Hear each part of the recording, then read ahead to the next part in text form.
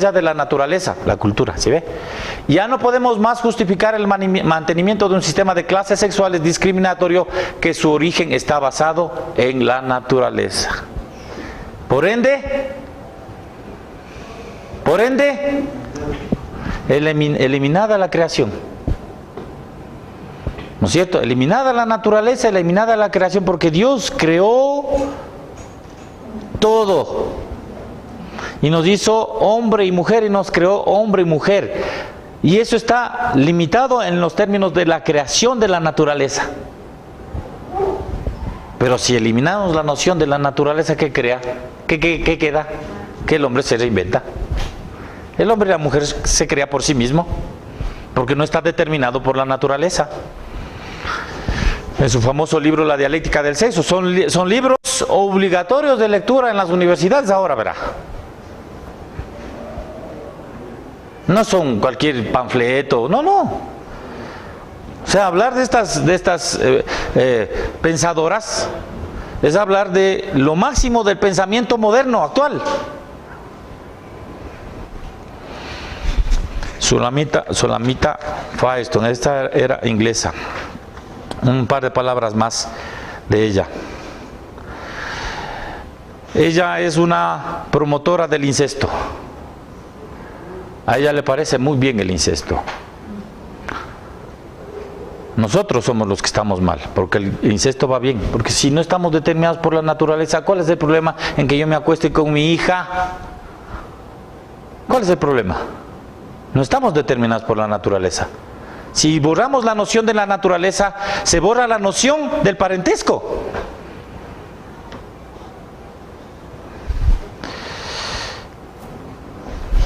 Entonces, ella propone tres cosas, me parece que están acá. La absoluta revolución sexual de clases, no solo a través de la eliminación de los privilegios masculinos, sino eliminando también la distinción misma del sexo. No solamente eliminando los privilegios masculinos, sino eliminando toda distinción sexual. Segundo, el absoluto control de la reproducción de la mujer. Eslogan: mi cuerpo es mío, yo decido. ¿No han oído eso? Ese es el eslogan. La mujer debe tener el control de su cuerpo. Por ende, eso se traduce en que la mujer debe tener el control de la reproducción. Por eso es que el hombre no cuenta el momento del aborto. No cuenta. Ahora, ¿qué significa eso, tener el control de la reproducción? En el marxismo clásico,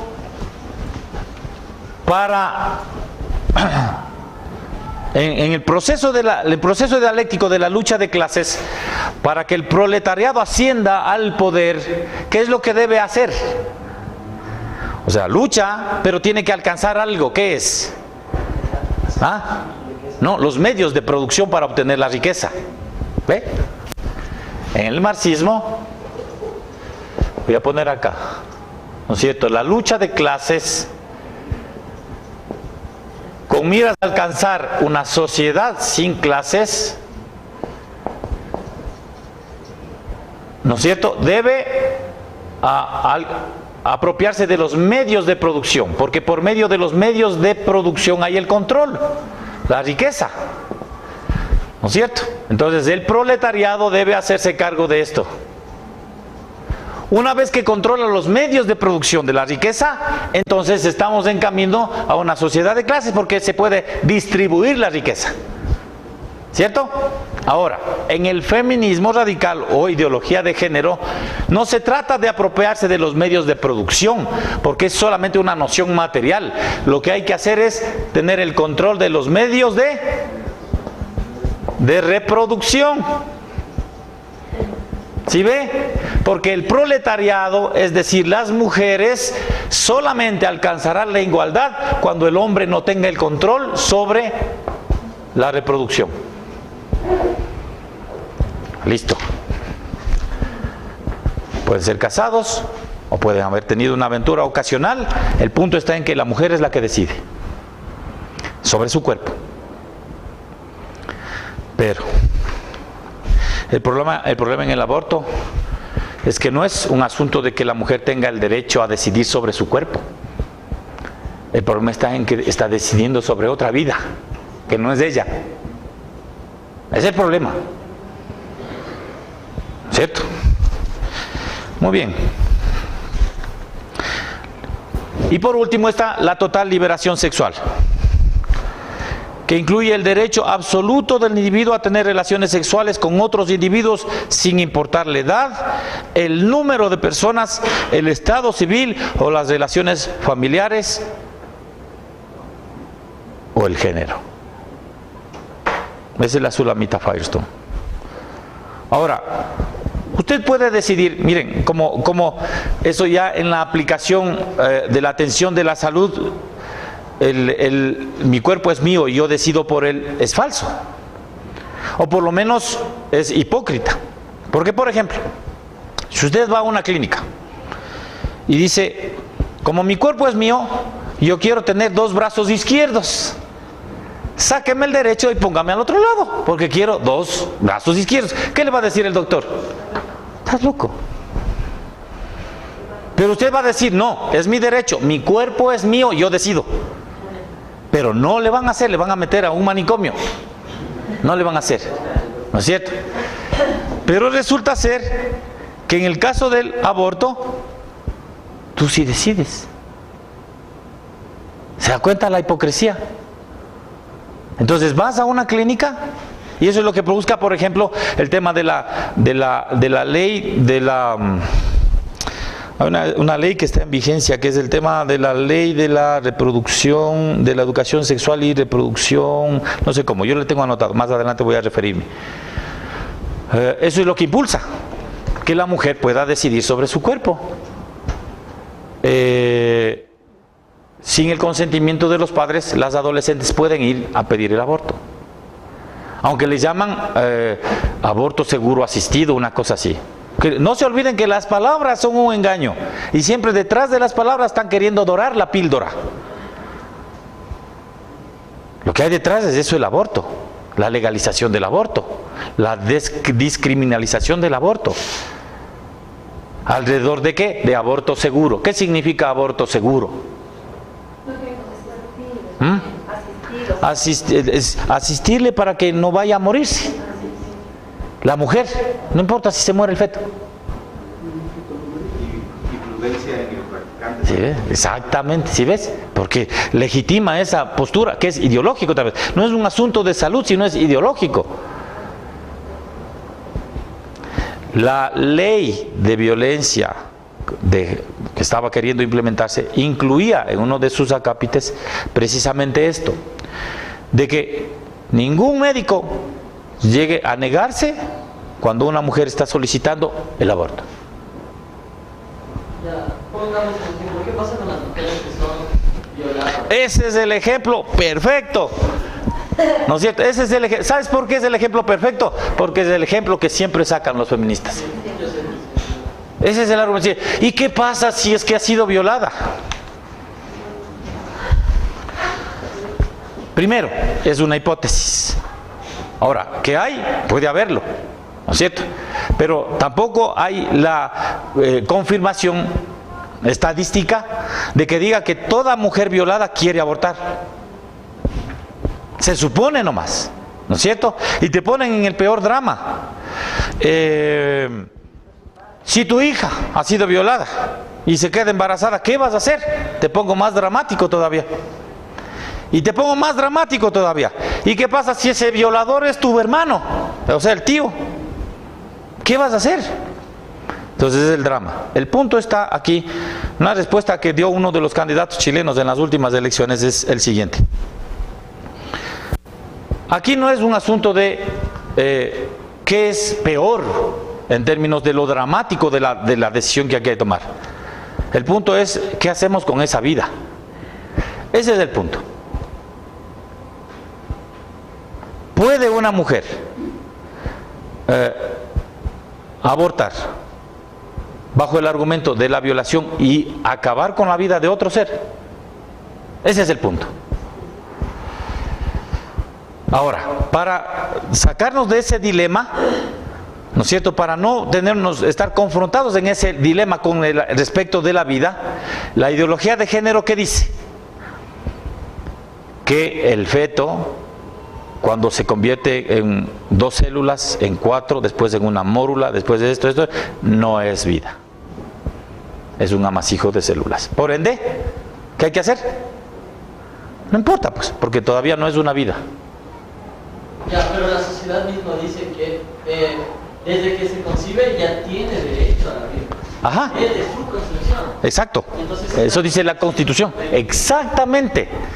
Ese era precisamente uno de los puntos cuando las marchas se sucedieron con respecto a la ley, que decían, es una ley que contradice la propia Constitución. Por eso hay que revisarla en los términos legales, porque contradice la Constitución, que es una ley superior.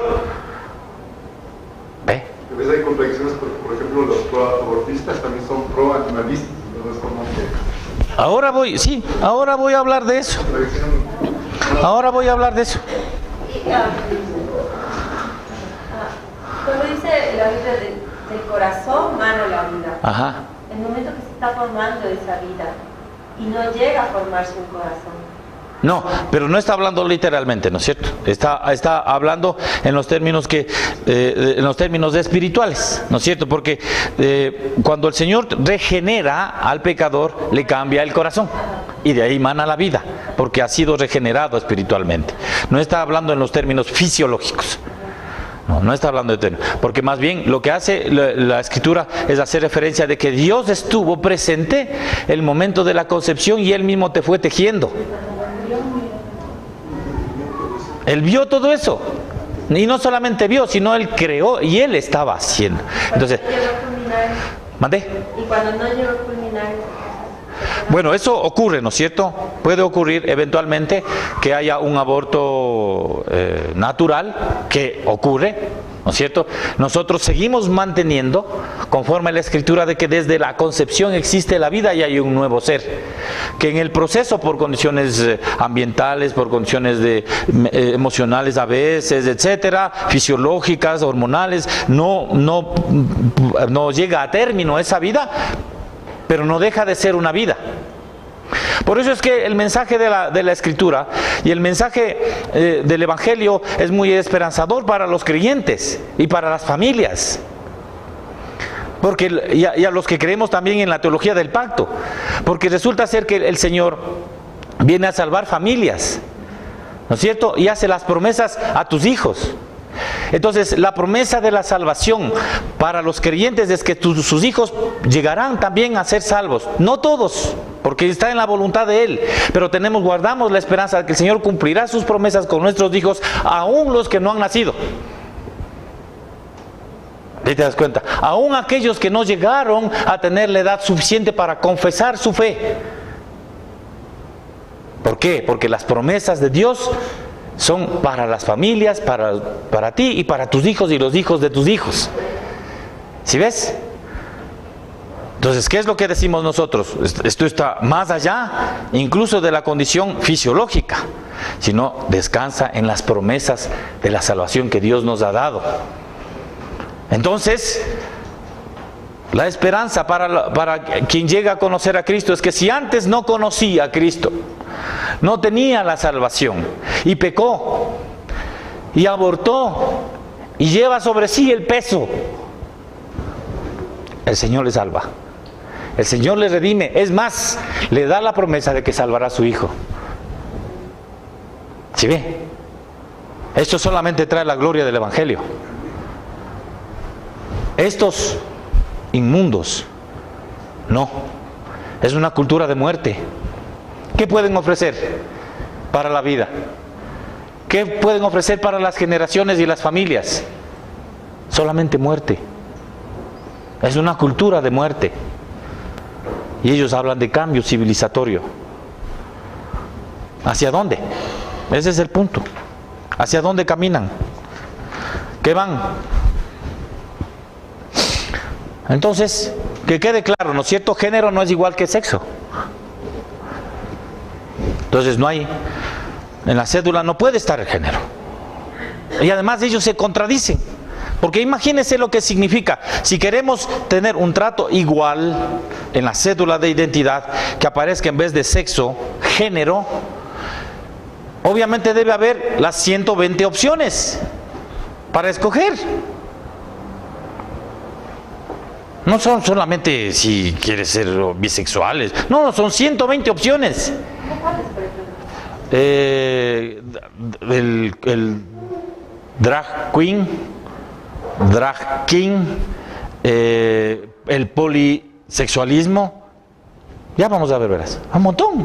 Las Naciones Unidas tienen una lista, 120 géneros. ¿Y los menos conocidos? Vamos a ver, son unos rarísimos, lo que pasa también, pero son unas cosas rarísimas, verás. Ya vamos, por eso es una cosa de loco. Bueno, esto no vamos a revisar. Mire, aquí está. ¿Cuántos géneros u orientaciones sexuales hay? Entonces, Catherine Branson, que es presidenta de la Comisión Australiana de los Derechos Humanos, consiguió enumerar más de 20 géneros. Le digo, y hoy la ONU recoge más de 120 géneros.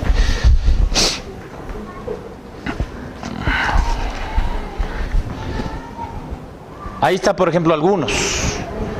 Transgénero, trans es otra cosa, transexual, intersexo, andrógino, agénero, travesti, drag king, drag queen, gender fluid, gender queer, intergénero, neutro, pansexual, pangénero, tercer sexo, tercer género, etcétera. Más de 120. La confusión es la clave aquí. La confusión.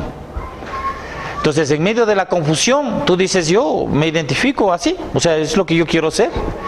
Y mañana, si amanezco virado el hígado, soy otra cosa. Oye, pero el rato que van a poner a sacar la cédula, ¿cómo? Ese es el problema. Ahora, ponte por ejemplo, cuando uno viaja fuera del país, le dan un papelito para ingresar en las aduanas, ¿no es cierto? Si los datos están, y ahí ponen sexo. Ahora tendría que poner género y unas 3 hojas para que encuentres tu género. Porque eso es lo igual, ¿no? Ante la ley. Baños para todos. Además, ¿no? O sea, sí se dan cuenta como en efecto es un cambio civilizatorio, pero no para bien. No es para bien. Es destructivo de la sociedad. No, es una cosa de locos. Miren, por ejemplo, Nori Mai Welby, que tiene género neutro. Ahí está su cédula.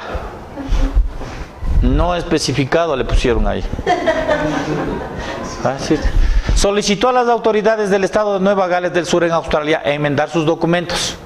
Se le concedió su pedido en el 2010. ¿No es cierto? Entonces, ¿qué pasó con este hombre? Dice que un día él dijo que no era hombre y se cambió de sexo. O sea, se hizo transformer, cambió su genitalidad. Se hormonó, ¿no es cierto? Porque obviamente necesita hormonas para poder sentirse mujer. Después ya no se sintió ni hombre ni mujer. Y dijo que era neutro. Entonces pide a las autoridades. Y como les decía, lo grave no es que uno pida, pues uno puede pedir cualquier locura. El problema es que te legitimen tu solicitud. ¿No es cierto? ¿Por qué? Porque es un derecho. Ojo, ¿no? ¿Y por qué decimos nosotros que no hay cambio de sexo? Porque hasta ahora ningún científico, ningún médico ha podido cambiar a alguien que es XX a XY. Punto. No puede. Por eso decíamos que el Salmo 11.3 dice: ¿qué pasará si los fundamentos fueren removidos? Estamos hablando de fundamentos de la creación, de las bases. Por eso es que, como hace como pregunta, no está haciendo una afirmación que se puedan mover los fundamentos. Dice, ¿qué va a hacer si es que quisieran cambiar los fundamentos? ¿Qué va a hacer el justo? Esa es la pregunta. ¿Qué va a hacer el justo cuando los fundamentos quieren ser removidos? ¿Qué diremos? Bueno, cada cual cada cual, ¿no? O sea, tiene derecho. Además hay que ser tolerantes, ¿no es cierto? Hay que ser respetuosos. Además la ley nos lo dice. Además, si yo me opongo voy a ir preso. Bueno, ¿qué va a hacer el justo si los fundamentos fuesen removidos? ¿Qué va a hacer el justo? Bien. Acá tenemos, miren, vea, esa belleza. Kim Petras. Está guapa, ¿no? Está guapa, ¿no? Le puse en el medio, ese es el niño. Pero ahora es así. Y es una famosa cantante alemana. A ella, a Kim Petras se le conoce como la transexual más joven de la historia. Cantante. Cantanta. Es cantante. Dice que tiene una linda voz, es muy famosa en Alemania. Ella es, o él es alemán, que a los 7 años decidió que quiere ser niña. A los 7 años. Empezó a usar la ropa de su hermana debajo de la ropa masculina de él para ir al colegio. Y a los 12 años, con el permiso de sus padres, empezó a hormonarse. ¿No? Porque también nosotros somos hombre y mujer hormonalmente. ¿No es cierto? No solamente en la genitalidad, sino también en las hormonas. ¿Cierto? Muy bien. A los 16 años, cuando cumple los 16 años, pide hacerse la cirugía, porque en Alemania a los 16 años ya son mayores de edad, tienen todo el derecho de hacerlo, y se hace la cirugía y el cambio de fisonomía, ¿no es cierto? Para no caer en la trampa del cambio de sexo. El cambio de fisonomía, la legislación alemana permite precisamente a los jóvenes de 16 años hacerlos. Y ella dice, o ella, sí, bueno, Kim, ¿no es cierto? Dice, quienes me critican no me conocen. Mi familia siempre supo que yo era una niña.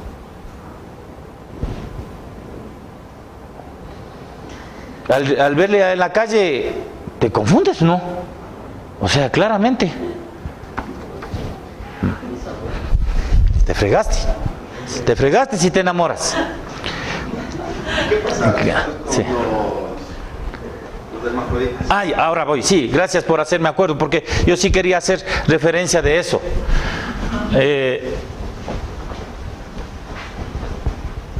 Que estaba precisamente pensando y leyendo un poco de ese punto, porque en efecto eso sí es una realidad, ¿no es cierto?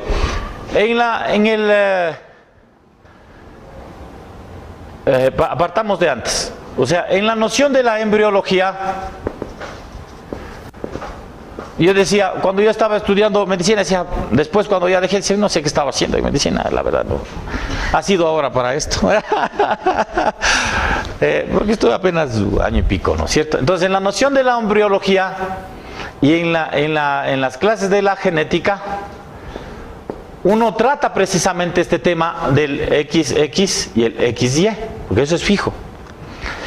Pero en la realidad hay excepciones que le llamaban fenómenos, o le llamaban algo que no es fijo en la normatividad, o sea, no era normal, ¿no es cierto? Que aparecen precisamente personas con un XXY, por ejemplo, o XY. Entonces, y obviamente eso se expresa en la fisonomía. El hermafrodita, por ejemplo, ¿no es cierto? Es una persona que en su fisonomía es portador de los dos, que serían los dos genitales. En algunos, por ejemplo, es claramente cromosómicamente XX. Y lo que ha ocurrido es una distorsión en la manifestación de esos cromosomas que le muestran en su fisonomía algo diferente. O al revés. Entonces, ¿qué hacían los médicos antes de que haya esta ideología de género? ¿Qué hacían los médicos? En general decían, bueno, sobre la base de cuál es su mayor presencia del XX o XY, aconsejaban el tratamiento. ¿No es cierto? Pero esas son excepciones, hermano. Esto estamos hablando de un ínfimo número de la población humana. No estamos hablando de lo normal. Entonces eso no puede a nosotros llevarnos a concluir en leyes, en legislación, en tratamientos médicos, etcétera, como si fuera la normatividad. No. Es lo que hacen ellos, ¿no? Ese es el problema. Claro, es como el que más Normal sobre lo general. Exactamente. Entonces, por ejemplo, claro, se ha visto de personas que le sale otro brazo, como una deformación. O sea, es una deformación. Ahora, ¿cómo explicamos eso? ¿Cómo resolvemos? O sea, éticamente, moralmente o teóricamente, ¿cómo resolvemos esto? El problema con el hombre, y cuando digo hombre estoy hablando el hombre en el mundo como la Biblia no conoce, es que el hombre ve la creación como lo normal. Pongan atención, ve la creación como lo normal. Ahora, la creación es lo normal, lo que Dios creó. Pero el hombre no se da cuenta que la creación actual, la naturaleza actual, no es normal. ¿Por qué? ¿No es cierto? Porque ha caído. Cuando el hombre cayó en el pecado, la Escritura nos dice que cayó no solamente él, sino la creación. La tierra fue maldita a causa de él. Y por ende, la propia creación va a mostrar el fruto de ese pecado del hombre. Eso es lo que vemos. ¿No es cierto? Cuando Dios crea, lo hace todo bueno sobremanera. Pero cuando el hombre cae en el pecado, él y toda la creación muestra evidencia los frutos del pecado y la destrucción. ¿Sí ve? Entonces, nosotros como creyentes, puesto que consideramos lo que la Escritura nos dice, decimos, esta es una creación caída y por lo mismo estas manifestaciones son propias, la expresión propia de un mundo caído. Eso y más puede ocurrir. Es más, hay un autor que estuvo aquí, el hermano Nicolás Lamé, escribió un artículo bien desafiante, verá, retador, porque dice, mire, ¿qué pasa? ¿O qué pasaría si se llega a encontrar el gen homosexual? ¿Qué diríamos? Sí existe la homosexualidad, ¿no es cierto? Esa sería la conclusión obvia, porque si aparecería el gen homosexual, diríamos, es la naturaleza. Entonces es científico, está comprobado, ahí está, es fijo además. Entonces, ahí diríamos nosotros, la ideología de género tenía razón, los homosexuales han tenido la razón siempre, porque ya lograron descubrir, pero en realidad nosotros debemos afirmarnos en los fundamentos. Claramente la Escritura dice que antes de la caída Dios creó al hombre y le puso esos fundamentos. Es hombre y mujer. Sí, en la caída, fruto de la corrupción de la humanidad, del pecado, porque el pecado es absolutamente destructivo y distorsiona la realidad y la verdad de Dios. Si llegara a aparecer ese gen, nosotros seguimos inconmovibles en la verdad, porque eso sería ni más ni menos que la expresión evidente de la distorsión que el pecado produce en la naturaleza humana por culpa del hombre. ¿Sí se da cuenta? ¿Ah? Y el fundamento permanece para siempre. Dios creó hombre y mujer, aun cuando en lo fisiológico, en estos casos que llamaban fenómenos antes, se manifiesta una cosa que contradice lo natural, lo normal, pero es fruto de la caída. O sea, la caída del hombre fue tan absoluta, tan total, tan que ha penetrado no solamente la realidad personal, humana del hombre, la cultura, sino el cosmos, que Cristo tenía que morir para redimirnos. El Dios mismo tenía que encarnarse y morir para que absolutamente todo sea redimido en Él. Ese es el grandioso evangelio. absolutamente, para una caída completa. Nada en la creación le da la gloria a Dios después de la caída, más bien revela la rebelión del hombre. Pero Dios viene a redimir en la persona de Cristo Jesús. Por eso el precio es altísimo, la sangre preciosa de Cristo. Entonces, no nos vayamos a confundir. La Escritura es clarísima y no nos hace perdernos en estas nociones. Si nos mantenemos firmes en los fundamentos, vamos a dar la explicación bíblica a estas inquietudes y también a las mentiras del diablo, ¿verdad? Muy bien. Entonces, en los 80s se produce una alianza entre las feministas y de género y el lobby homosexual. Entonces, lo que les decía, ¿no es cierto? Puesto que, los homosexuales siempre han existido, ¿no es cierto? Ustedes hacen una revisión de la historia, la propia Biblia recoge precisamente esto. Es fruto del pecado. Romanos 1 detalla específicamente cómo es que se llega a estas perversiones sexuales, que son las distorsiones del mandato divino. Entonces el pecador va a derivar en este tipo de expresiones y manifestaciones. Siempre ha existido. El asunto está en que los homosexuales nunca lograron desarrollar una filosofía ni una justificación teórica de su práctica inmoral. Siempre sufrieron los homosexuales con la aceptación social. Y siempre en su propio interior sabían que estaban haciendo mal. Y siempre lucharon con esto. Cuando usted, por ejemplo, le oye a Freddie Mercury gritar I want to break free y We are the champions, está hablando de ese grito desesperado de que quiere salir de esa condición moral, pero que no puede salir, aun cuando grite que es el campeón. No puede salir. Y es increíble oírle a él, porque él grita cuando canta con esa voz espectacular, pero grita, es un lamento. Porque él quiere ser libre y no puede, porque era homosexual y murió con SIDA, ¿verdad? Entonces, jamás ellos desarrollaron el pensamiento teórico. Son las feministas, como veíamos las citas, ellas las que les dan el sustento, la base. Entonces, lo obvio es decir, si género es eso, yo estoy contigo. ¿No es cierto? Ese es el problema.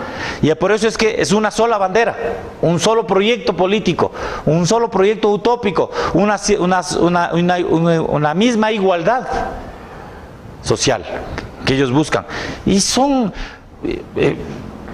en términos de poblacionales, son mínimos. Porque no estamos hablando del 50% que son las mujeres, estamos hablando de un grupo ínfimo, pero que tienen una vocería, tienen un altavoz, tienen una influencia en la sociedad sin límites, sin límites. Entonces ese es el problema, que se nos vende la verdad como mentira. Ahora, el plan de acción del movimiento de la ideología de género, ¿cuál es? Hablábamos del término con Derrida y de Foucault del tema de la deconstrucción. Es importante eso. La deconstrucción no es destrucción. No.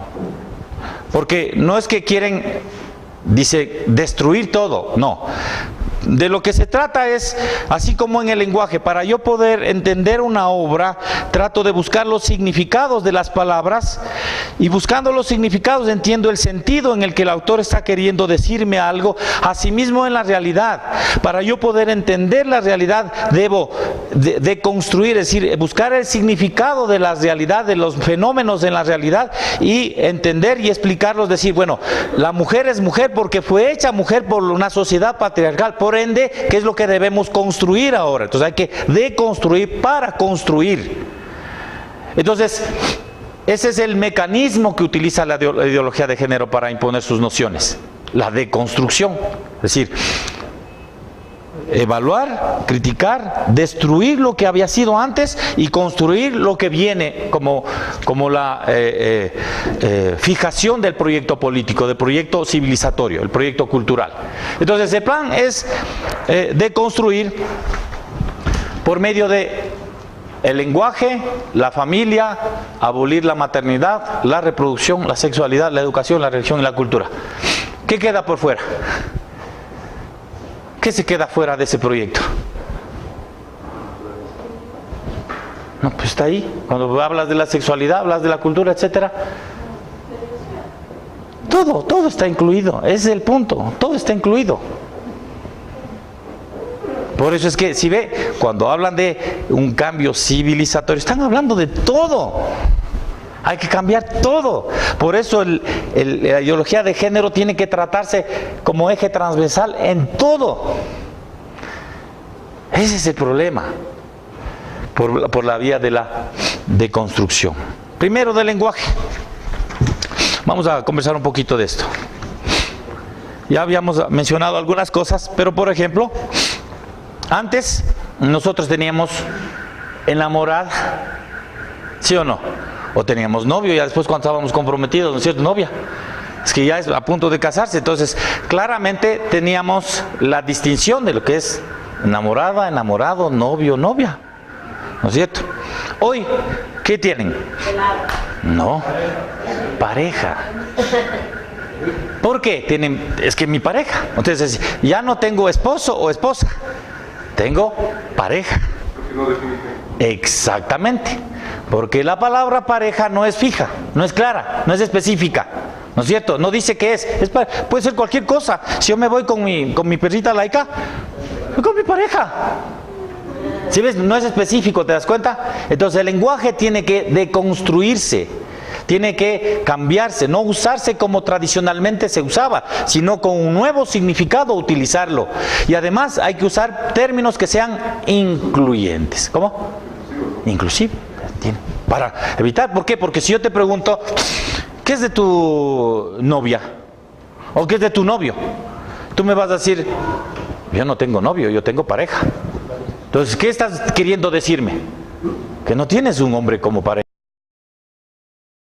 Tienes a lo mejor una mujer como pareja.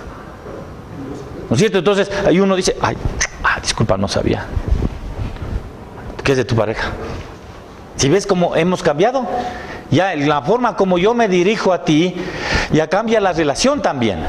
El trato cambia nuestra relación. Yo tengo que finalmente respetarte, porque tú has optado por eso y ya, pues no. O sea, entonces, para no ofenderte, debo utilizar tu propia terminología.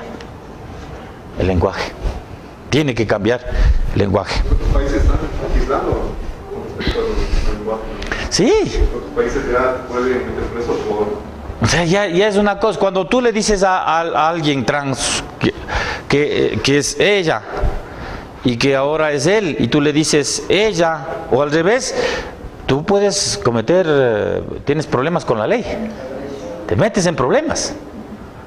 Entonces, si ve, cambiarle el significado de las palabras. Sustituir palabras género específicas por palabras género neutrales. Ejemplos, la pareja, lo que él decía, sirve para todo, para todo. El género en español, ahora vamos a ver con el lenguaje, vamos a ver. Entonces seguía, ¿no es cierto? Hay un temor de ofender al otro cuando uno dice novia si tiene pareja. Ahora, ya volviendo al lenguaje, ¿qué se dice? ¿La abogada o el abogado? ¿Cómo se dice? ¿La arquitecta o la arquitecto? ¿Cómo se dice? ¿La señora presidente o la señora presidenta? Con este último caso, ¿cómo se dice? ¿La señora presidenta? ¿Se dice? La señora Cristina Kirchner, ella era la señora presidenta. Los argentinos le decían así. Los chilenos a la señora Michelle Bachelet le dicen la presidente. ¿Quién tiene la razón? Es una noción gramatical, ¿verdad? Ya le voy a explicar cómo se resuelve esto. Es en la gramática que se resuelve. No es en la intención, en el significado que yo le quiero dar. Ahora están poniendo una X en vez de A. Ah, sí. O están poniendo significado. Eso es lo que veíamos acá en un rotulito. Dice, el patriarcado nos afecta a todo XS. Todos. Sí, así se pronunciará, ¿no? Todos. Vamos a ver solamente para hacer referencia con respecto al lenguaje y la gravedad de lo que estamos hablando, verá. Por eso es que es importante que nosotros, mire, aunque parezca una noción, ay, pero qué exageración, qué conservador, pero vamos a empezar a utilizar las palabras conforme inclusive la propia Escritura nos las ha enseñado. Por eso es que nosotros creemos en la Escritura como la revelación de Dios, inspirada por Dios en el todo y en sus partes. Y cuando Timoteo y Tito dice los ancianos que gobiernen, no está diciendo los ancianos y las ancianas. ¿Sí ve? Hay que tener cuidado con los términos. En español, presidente, ¿no es cierto? En español lo correcto es decir la señora presidente. No es la señora presidenta. Y les voy a decir por qué. Ahora, antes de eso, para dejarles con la expectativa, ustedes van a ver cómo se resuelve eso. En español, el plural masculino implica los dos géneros. En la gramática, verá. ¿No es cierto? En la gramática, en el español, son reglas de la gramática. Esto no es un asunto ideológico. Son reglas en el español, el plural masculino incluye el género masculino y femenino, los géneros gramaticales. No estoy hablando de hombre y mujer, géneros gramaticales. Entonces, cuando yo digo, hermanos, buenos días, estoy diciendo a la vez a los hombres y a las mujeres que se han reunido, hermanos. Por eso es que es una imposición de la ideología de género el que te obliguen a ti a que digas hermanos y hermanas, buenos días, compañeros y compañeras, socios y socias. Es una imposición de la ideología de género, porque yo no estoy haciendo discriminación contra las mujeres cuando hablo de hermanos, porque en español la regla es que el masculino plural es para género masculino y género femenino gramaticalmente. Entonces, ¿sí ve? Porque además resulta odioso, ¿no? Ponerse a hablar en una predicación, por ejemplo. Hermanas, y empieza a utilizar con ese énfasis de género. Entonces, pecadores y pecadoras, niños y niñas, los israelitas y las israelitas, por si acaso, ¿no? ¿Sí se da cuenta? Además es ocioso. Además de que contravienen las normas gramaticales, ¿cierto? Entonces, lo correcto es dirigirse como los ecuatorianos o las hermanas. El problema está en que, como este énfasis de género ha influido en políticos y periodistas ignorantes, ellos repiten continuamente el error. Lean en los medios de comunicación. Sí, ¿no es cierto? Y si tú no lo haces, tienes un problema, porque enseguida te van a escribir, no es machista, no eres incluyente, solamente porque estoy obedeciendo las reglas gramaticales. ¿Se da cuenta? Ahora, muy bien. Lo correcto de usar los dos géneros es cuando las palabras son diferentes. Por ejemplo, yo digo las mujeres y los hombres de este grupo. Ahí sí puedo decir los dos, porque son palabras diferentes, ¿sí ve? Cuando yo digo los toros y las vacas, son dos palabras diferentes, entonces ahí estoy forzado a decir las dos cosas. O cuando digo damas y caballeros, son dos palabras diferentes, entonces tengo que utilizarlas. Entonces, si yo me dirijo a un auditorio y digo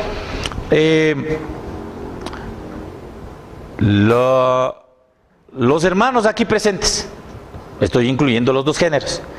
Pero si yo quiero dar esa distinción, entonces yo voy a decir las damas y los caballeros presentes. Eso es lo correcto. Eso es la gramática correcta. Ahora, volvemos al presidente o presidenta.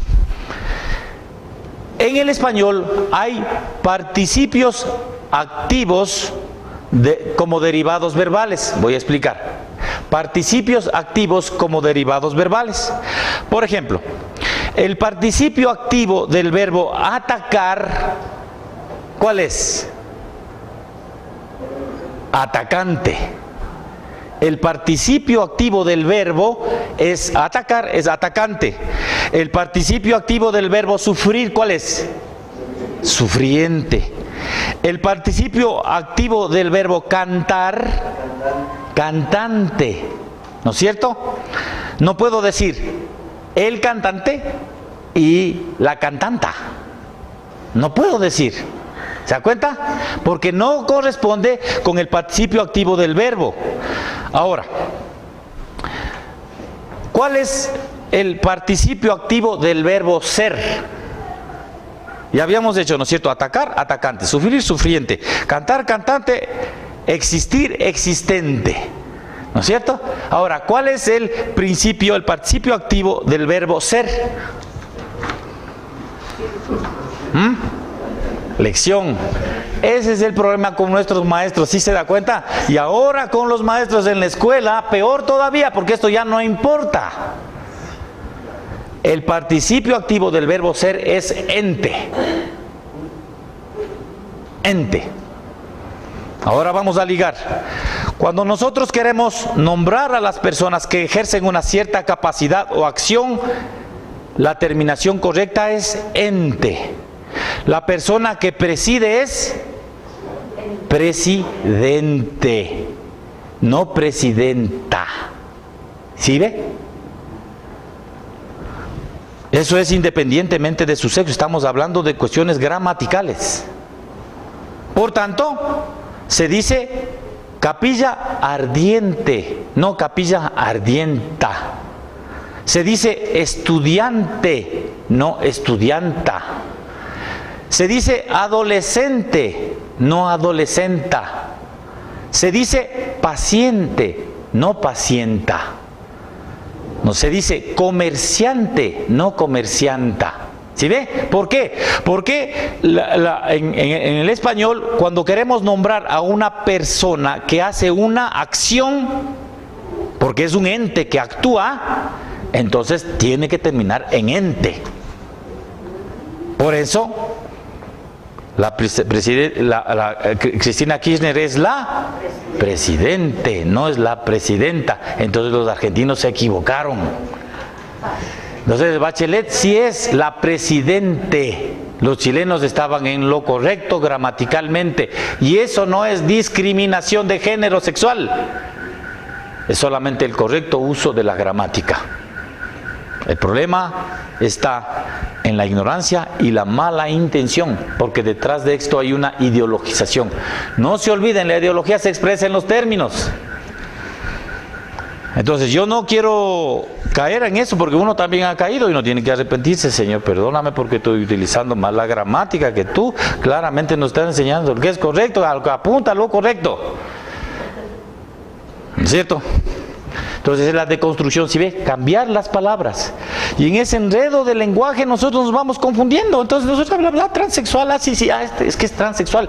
Mentira, debemos llamarle como lo que es un transformer, porque ha cambiado la forma. Nada más. Muy bien. La familia. Aquí está. Alison Jagger. Esta es otra de las teóricas feministas que dice, el final de la familia biológica eliminará también la necesidad de la represión sexual. Hasta las categorías de homosexualidad y heterosexualidad serán abandonadas. La humanidad podrá por fin revertir a su sexualidad polimorfamente perversa natural. ¿Sí se da cuenta de lo que está diciendo acá? ¿A dónde es que dice que vamos a volver? A una sexualidad polimorfamente perversa natural.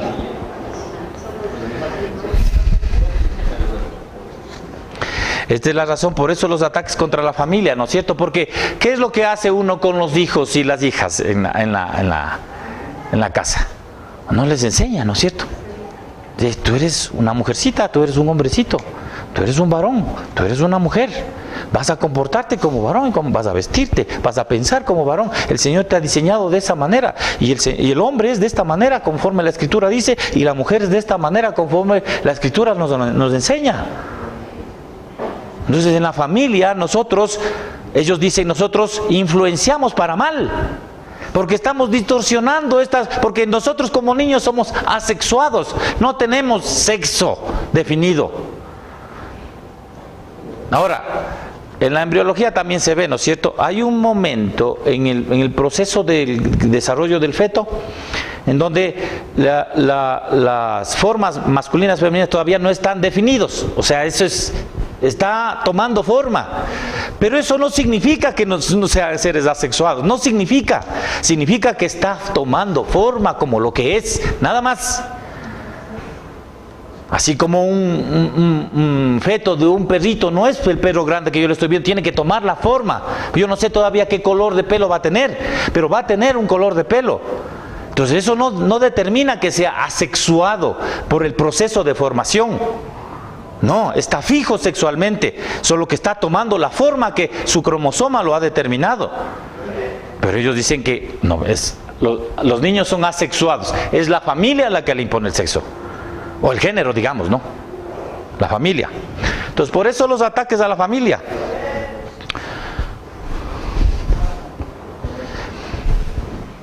Es necesaria porque la familia esclaviza a la mujer, por eso es necesaria la deconstrucción. La familia esclaviza a la mujer. ¿De qué manera? ¿De qué manera esclaviza a la mujer, la familia a la mujer?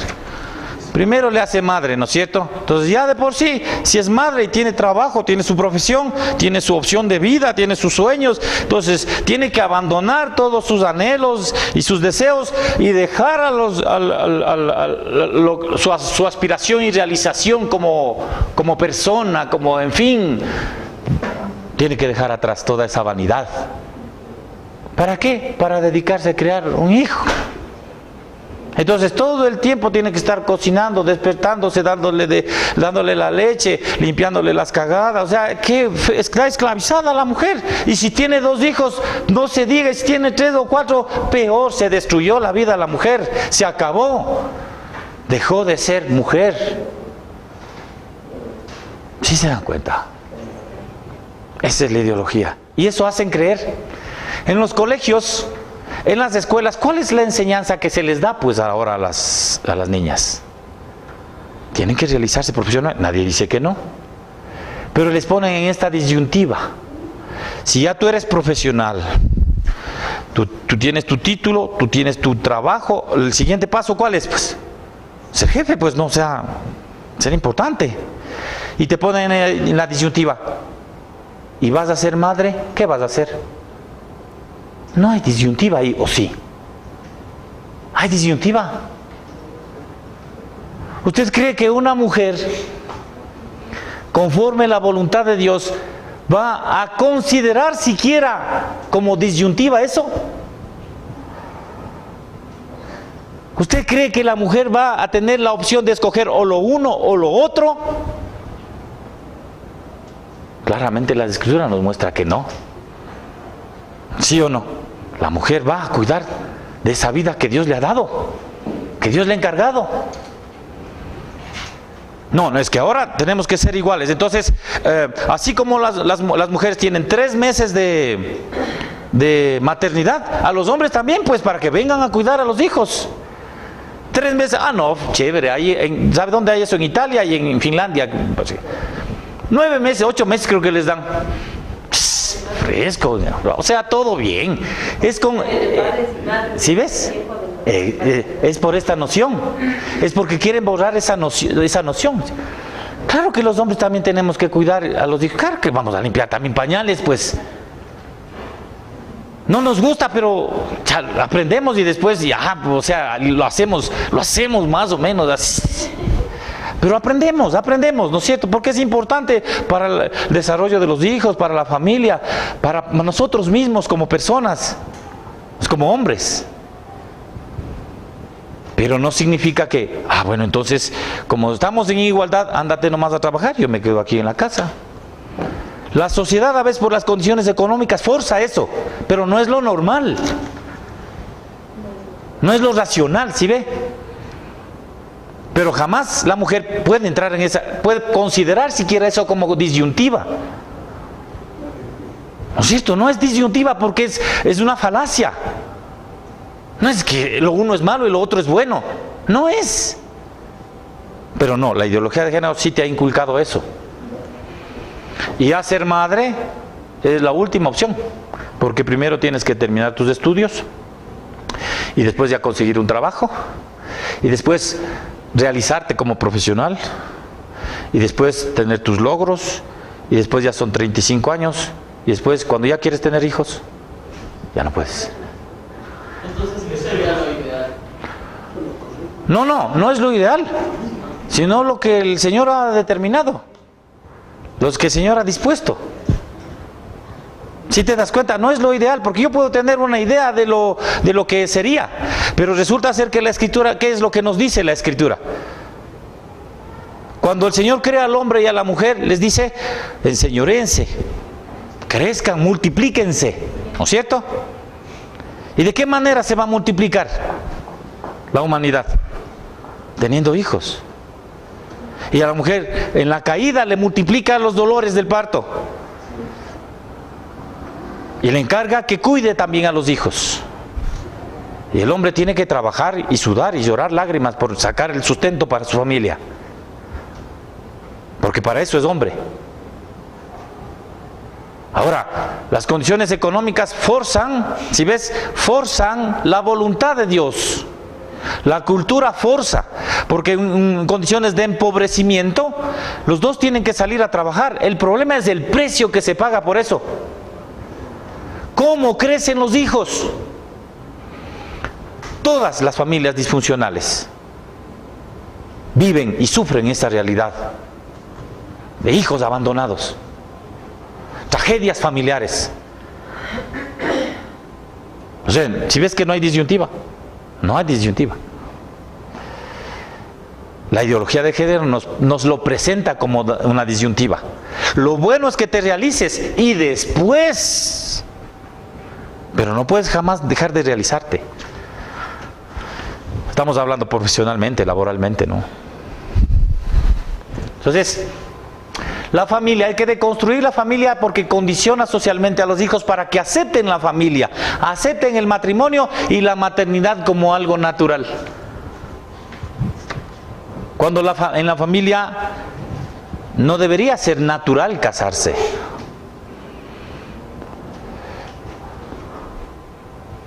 Y a veces nosotros pecamos en esta noción, aún como creyentes.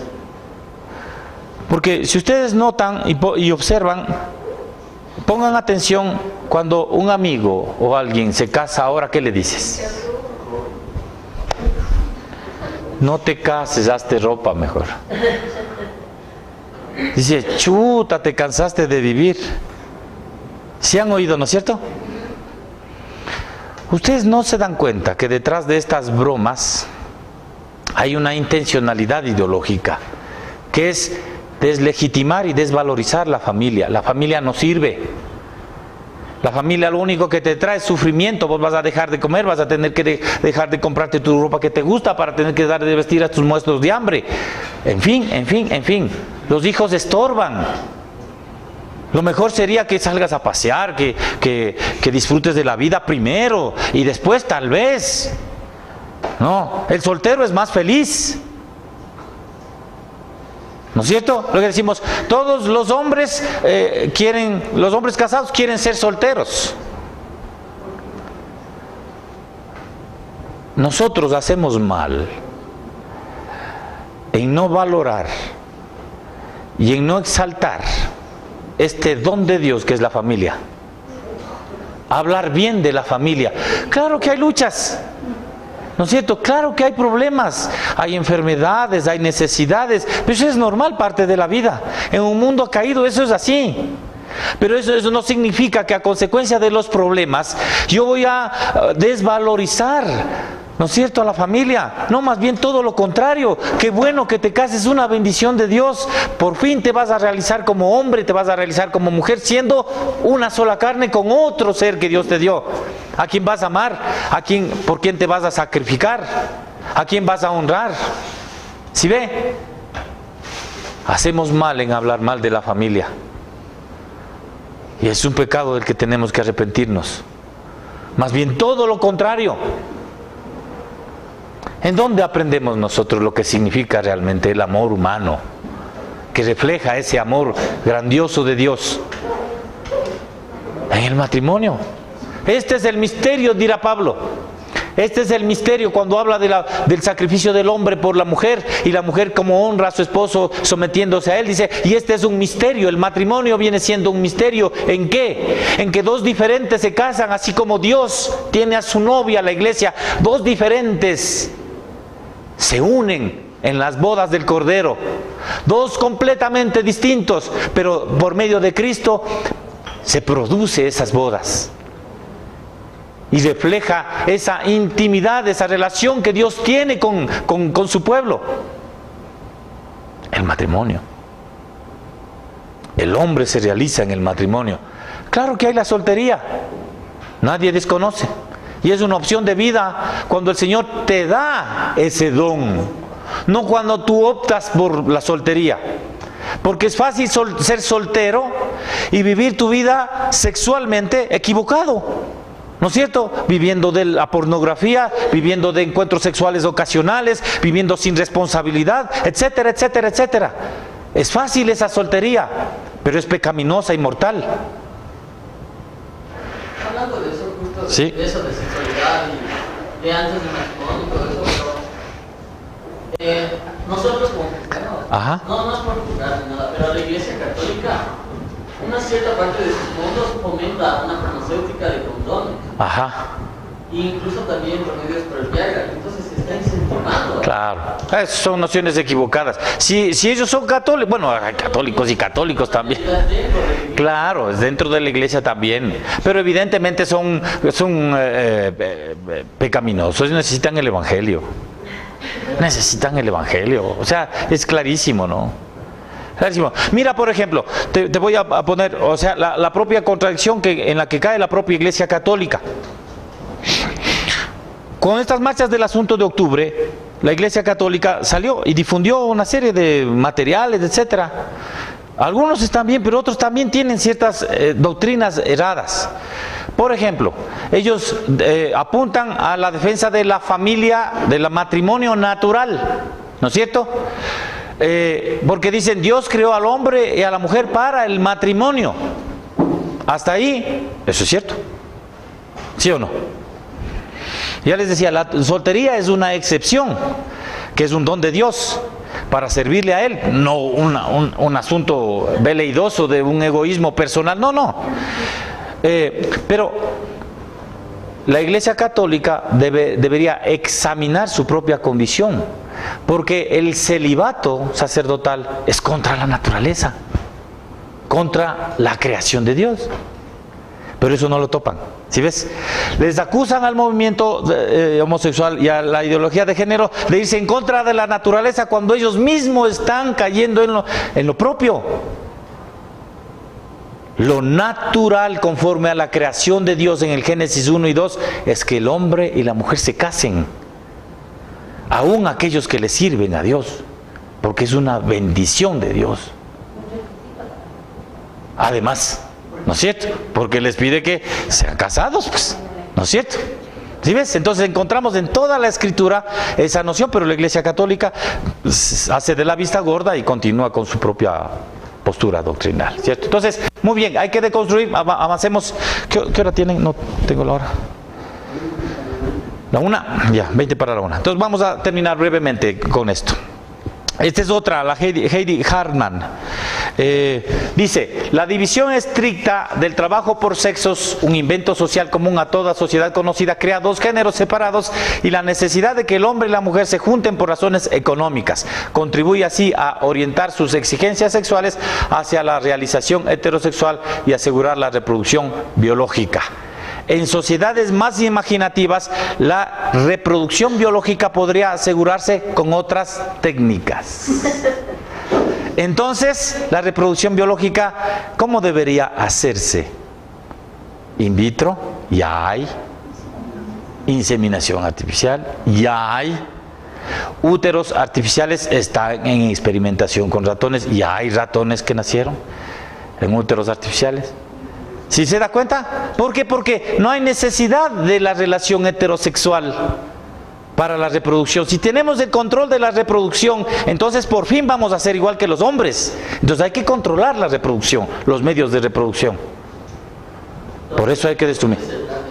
¿Ah? Que pase todas estas cosas son plan de Dios. Bueno, el hombre va a cumplir la voluntad de Dios a pesar de él mismo, porque el mundo caído camina hacia una dirección y nada de lo que acontece está en desconocimiento y fuera del control de la voluntad de Dios. ¿No es cierto? Pero es el hombre caído el que conlleva esa condición pecaminosa y produce frutos pecaminosos. Por eso es porque negando a Dios, niega todo lo que Él hace. Entonces, no, Dios es soberano, nada escapa a su poder, nada escapa a su conocimiento, nada escapa a su sabiduría, pero tampoco nada escapa a su justicia, ni a su santidad, ni a su amor tampoco. ¿No es cierto? Entonces, Dios sí es trascendente absolutamente, pero es inmanente porque está actuando en el mundo también. Y la iglesia es la demostración fehaciente de que Dios está obrando en el mundo. En el siglo I y II, que en la sociedad romana, que era muy común la muerte de los infantes no deseados. Los niños discapacitados eran arrojados a los peñascos. Los hijos no deseados eran abandonados en los bosques. Era la iglesia la que rescataba estas vidas. ¿Por qué? Era Dios actuando en favor de la vida humana, en favor de su propia creación, frente a la destrucción que el hombre propone y la muerte que el hombre propende. ¿Sí ves? Por eso decimos es una cultura de muerte. No basta como creyentes nosotros ponernos a salir y marchar con una bandera a decir no al aborto. ¿Qué vamos a hacer con esas adolescentes embarazadas que en efecto están sufriendo esa condición? ¿Qué vamos a hacer con esas mujeres violadas que están embarazadas? ¿Las abandonaremos a su propia suerte? ¿O no será que Dios quiere que nosotros actuemos en nombre de Él para traer buenas noticias de salvación y de vida?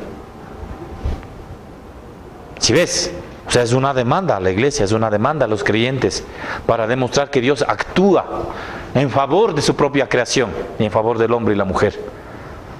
Frente a una sociedad de muerte, una cultura de muerte, nosotros proclamamos la vida en Cristo Jesús.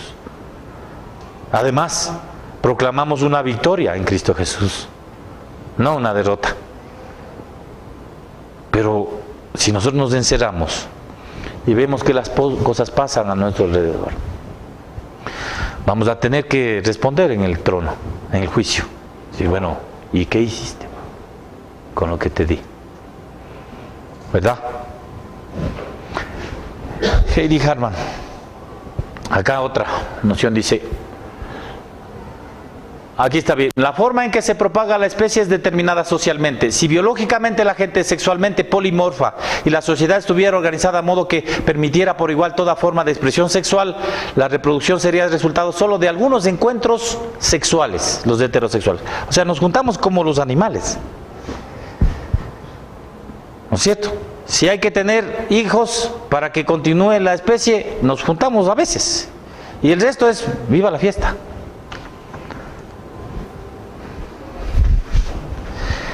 Porque luchan contra el control. Este es tremendo, esta británica. El embarazo y el parto son tan dolorosos, arriesgados y socialmente restrictivos para las mujeres que los fondos públicos con urgencia deben ser dirigidos al desarrollo de úteros artificiales. Esta es la única manera de lograr una verdadera igualdad entre hombres y mujeres, y las cargas de la reproducción de la especie se repartirán en partes iguales.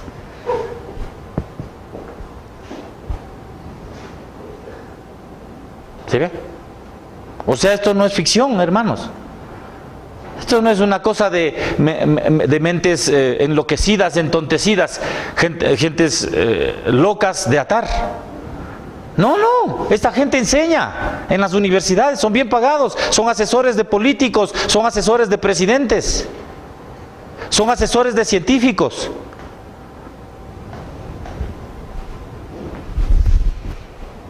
Heidi Hartmann, ahí está. Esto es un dibujo nomás, pero es de ella. Los úteros artificiales.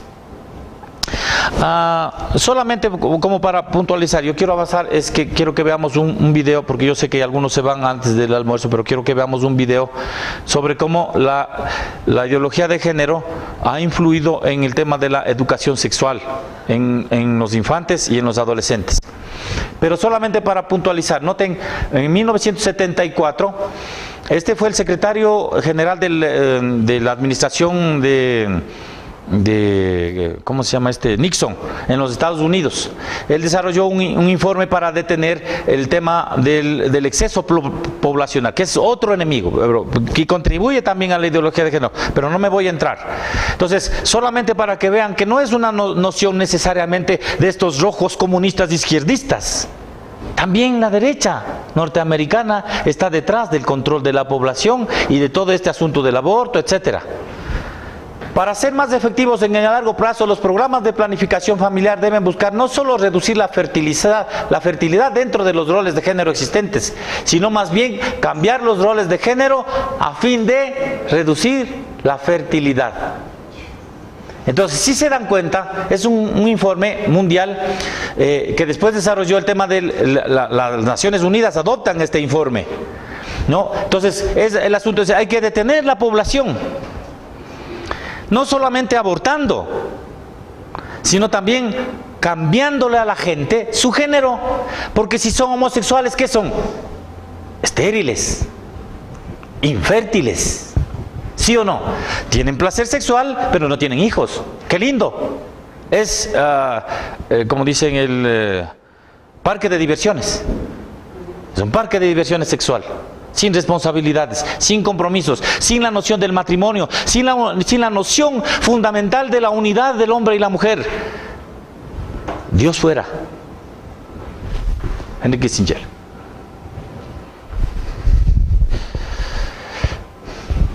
Una estrategia apropiada y viable del derecho al aborto es la de informar a toda mujer que la penetración heterosexual es una violación, sea cualquiera fuere su experiencia subjetiva contraria. Eso dice el informe Kissinger. Es decir, para la ideología de género, o sea, se lleva a tal extremo el asunto de que cualquier relación sexual que la mujer tenga con un varón debe considerársele una violación de su intimidad. Es violada, no importa si le gustó o no le gustó, si disfrutó o no disfrutó, si es consentido o no, no importa, ha sido violada. Y eso es lo que nosotros vemos en los carteles, en las marchas. Es increíble. Estas nociones han sido implantadas, han sido inoculadas en la sociedad sin que nosotros nos demos cuenta. Y aquí viene el asunto de la educación. Hay que deconstruir también la educación. Miren esta Virchis, bueno, no lo puedo nombrar, es la jefe de Estado de Finlandia. En Finlandia es el proyecto donde, junto con España, tiene más avanzado el asunto de los derechos a través de la ideología de género, en política. Porque ha habido varias jefas de Estado y la noción de la sociedad es una noción de sociedad igualitaria. O sea, es increíble, no sé qué va a pasar con eso. Hay un documental de este otro pro ideología de género, documentalista norteamericano, Moore es el apellido, en donde él es un documental que se llama ¿Por qué nos odian tanto? Así. Entonces habla sobre, él sale a los otros países a ver por qué los norteamericanos son tan diferentes a los otros europeos, y ahí destaca, por ejemplo, el asunto de Finlandia. Es una cosa de no creer, o sea, no es dramático, pero se ve cómo se ha metido en realidad el asunto de la igualdad de género en todos los aspectos de la sociedad. En fin, entonces ella es la que impulsa la idea de cambiar de textos para no hablar de sexo específico, sino de sexo genérico. Es una estrategia que la acogió las Naciones Unidas y